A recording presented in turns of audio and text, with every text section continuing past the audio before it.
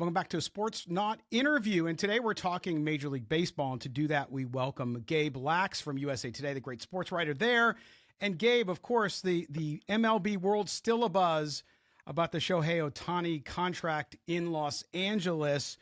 First, I just want to get your thoughts on this deal and what it means. Everybody knew it was going to be monstrous. And I think I grew up in San Diego. I always had the feeling he was going to end up a Dodger anyway. But tell us a little bit about your thoughts overall about the deal, the structure of the deal, and the fit in Los Angeles for Ohtani.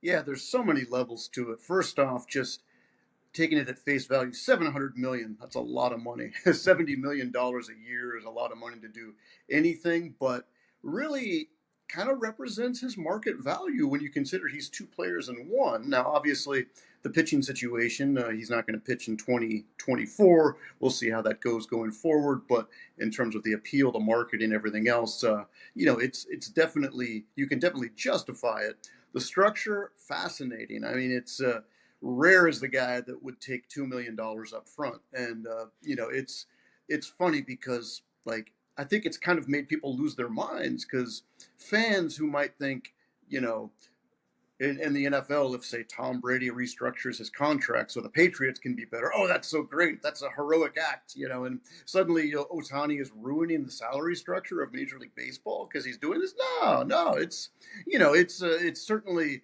creative and it's certainly rare. And, I'm trying not to read too much into this in terms of this grand sweeping statement it makes on baseball finances because I don't think this is going to set any trends necessarily, just because Ohtani is so unique. Two players in one, a player who makes an estimated $40 million off the field, so he can certainly afford this hit, if you will. So it's really fascinating. I think you do have to give him a lot of credit for wanting to win so much, and yeah, it's certainly something different and something that I think Dodger fans and of course Dodger executives can be really excited about.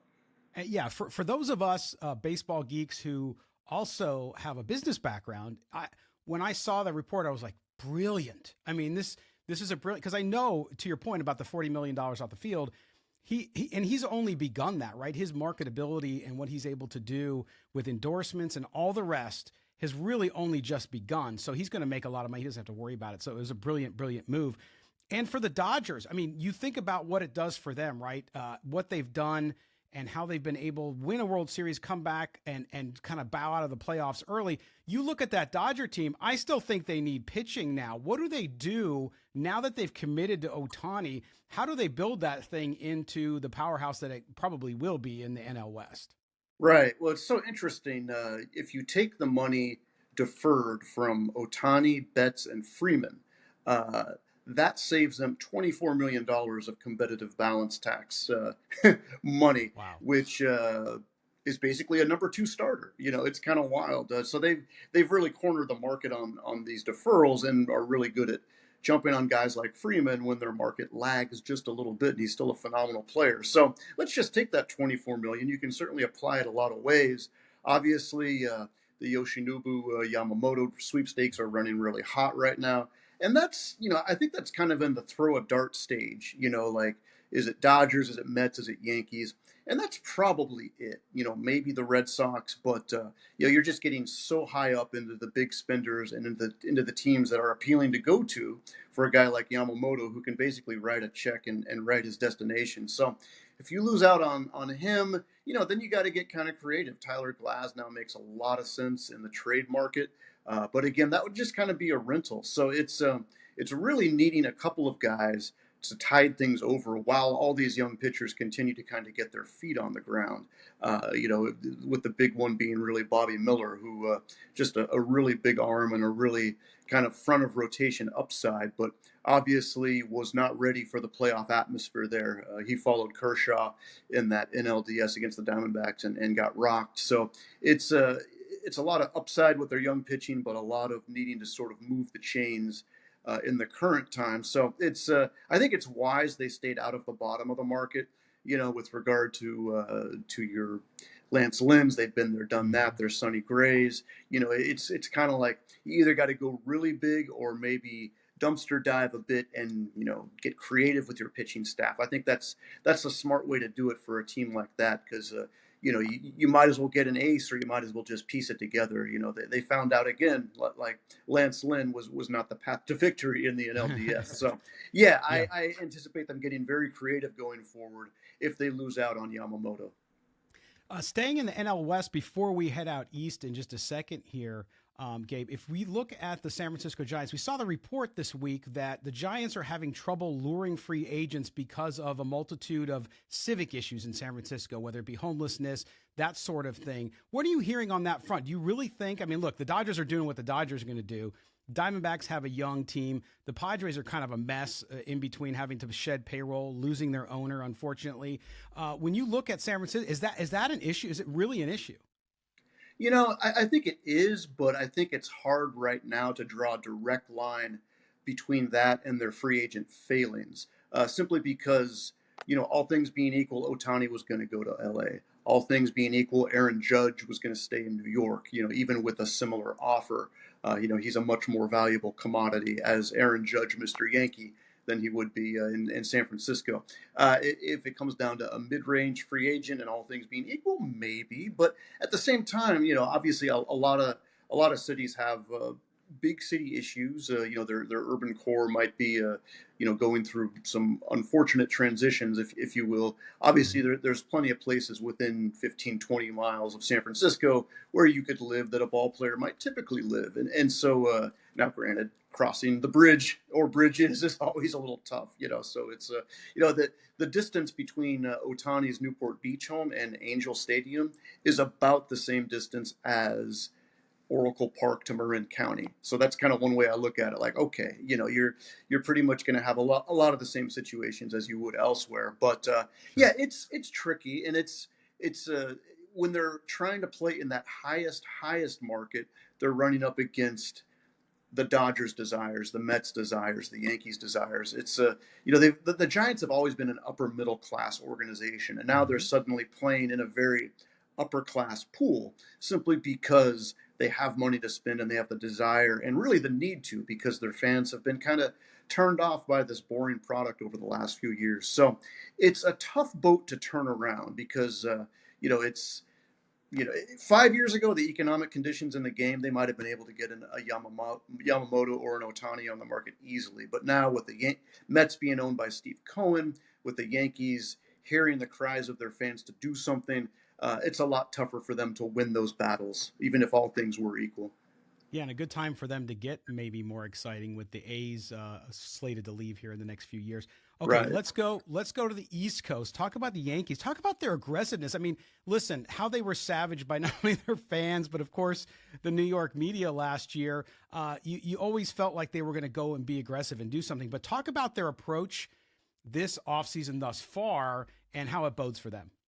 Well, I was really surprised that they had the depth of organizational pitching to get a Juan Soto, because it's talk radio in New York and media in New York. They always want to sort of write a blank check of, whoever the best players in the world are, they need to be here because it's New York. Well, a lot of the time, the reality doesn't match, especially when you're talking about the trade market. There's usually always a team with a better minor league system that nobody hears about because they're not the Yankees. But the Yankees were able to find that pitching. And I think, Michael King is just a great guy to have on your staff, whether he's in the rotation or in relief. That's going to be a big loss for them.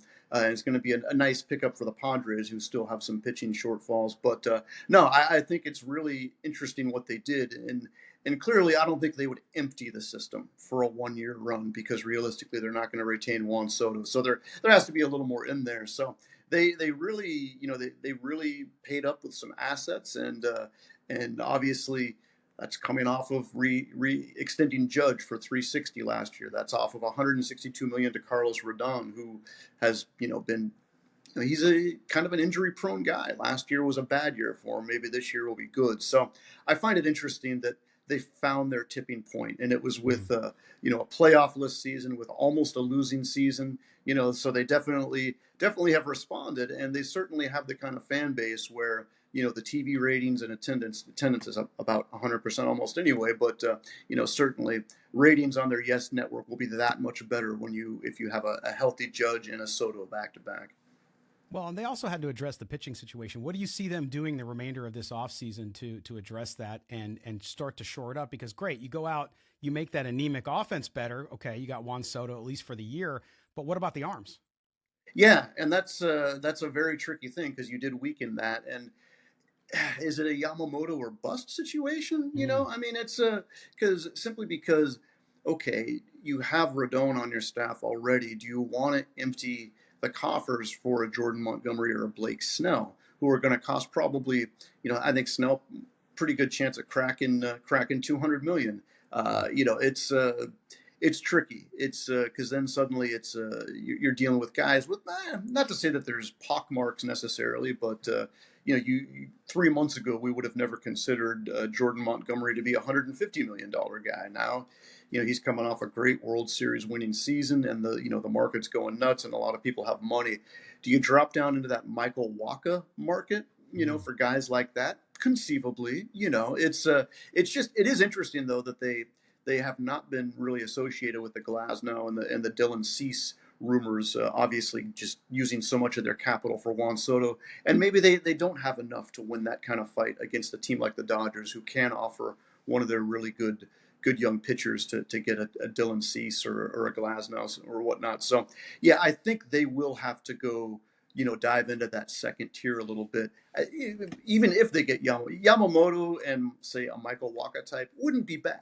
That wouldn't be a bad front three at all with Garrett Cole, and hopefully Rodon gets back on the horse again this year. Well, before we let you go, let me get your call on that. If I was there with you and I had to twist your arm a little bit, does Yamamoto end up a Yankee? Do you see him anywhere else? It just feels like the Mets. I think Steve Cohen the last couple of years kind of went insane with the money for Scherzer, the money for Verlander. I think now they've somewhat cleared that money off the books. They're still paying a lot for those guys not to pitch for them, but got prospects in return. I think now it's more of a sustainable insanity. In which case, I think that's what Yamamoto would represent. You give him $300 million, absolutely crazy for a guy who's never thrown a major league pitch, but he's been heavily scouted and heavily scrutinized, and obviously a really good bunch of track records for guys coming from Japan that kind of can back up that sort of investment. So I kind of feel like Steve Cohen is not going to allow himself to lose this and to build a really strong rotation in New York with a 25-year-old guy, So, yeah, as we sit right now, I'm saying Mets, but, a lot of things that could happen at the 11th hour. And who knows what the tastes of Yamamoto are. We're about to find out a lot about this young man for sure. Yes, we will. It's going to be fascinating to watch. And I always love, the winter meetings were a little disappointing outside of the Ohtani. I thought there was going to be more action, but I know there's plenty ahead. And to keep track of that, I'll make sure you read Gabe Lacques up on USA Today. Gabe, thanks for being with us today. All right. You got it, Scott. Thank you.